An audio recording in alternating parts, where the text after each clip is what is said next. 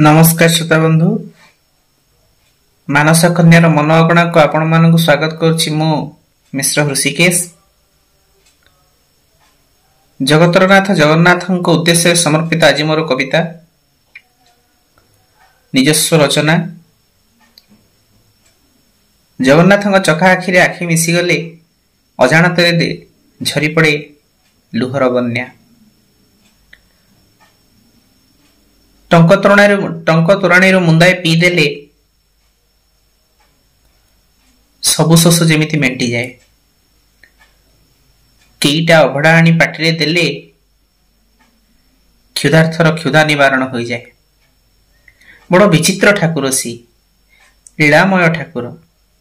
हे महाबाहु हे महापुरु तुमरी उद्देश्य आज मोर कविता समर्पित। तबे चलंतु शुणिबा मोर रचना धन्य हेब जीवन। केते मन लोभा देखलो तार रंगा अधर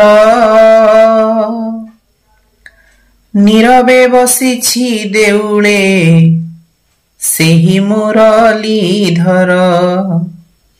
केते मन लोभा देखलो तार रंगा अधर नीरवे बसिछि देउळे सेही मुरलीधर। चंद्र सूर्य बेनी नयन नेत्रे पलक नाही मुकति पथता मंदिर तार विकल्प काहि। चंद्र सूर्य बेनी नयन नेत्रे पलक नाही मुकति पथता मंदिर जार विकल्प काहि। झरी पड़े नेत्रुलोतक जेबे मिसई आखि भकत भावरे बंधा से अछि पुराण साखी।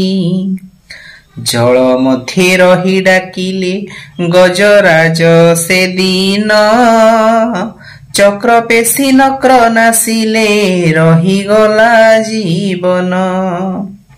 जाज्ञ से निडाक शुणिले कुरु सभारे दिने तापरी दयालु ठाकुर किए अछि भुवने। दासिया हातरु नड़िया नेले भुज बढ़ाई बाली रथे विजे होइले रथ गड़िला नाही। इमिति ठाकुर मोहर आहा विचित्र ठाणी तार इच्छा हेले निश्चय निये मंदिरे टाणी। मनुष्य निमित्त मातर मिछे छाड़ इरड़ी कर्म फल निश्चय भोगिब दिने से जरे पड़ी। बेल थाउ थाउ मन तू भज चका नयन जीवन सार्थक होइब धन्य हेब जीवन। जीवन सार्थक होइब धन्य हेब जीवन।